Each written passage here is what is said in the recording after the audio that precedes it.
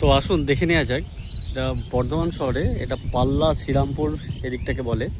এখান থেকে হচ্ছে এই যে ব্লু টিনটা দেখতে পাচ্ছেন, এটা পাশে হচ্ছে এনএইচ দুর্গাপুর রোড সাইড পড়ছে এদিকটা।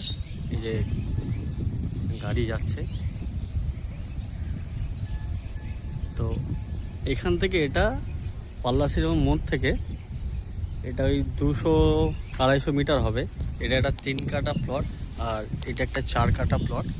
মাঝখানেরটা যদিও নয়, একটা বাদ দিয়ে।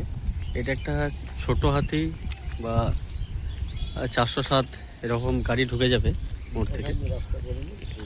তো এই জায়গা দুটো ভাড়া দেওয়া হবে, খুব একটা বেশি রেঞ্জ হবে না, আয়ত্তের মধ্যেই এসে যাবে। তো ভাড়া নেওয়ার জন্য ফাঁকা ল্যান্ড আমাদের সঙ্গে যোগাযোগ করুন। আগ্রহী ব্যক্তিরা অবশ্যই যোগাযোগ করবেন। এটা অনেক বড় চওড়া রাস্তা।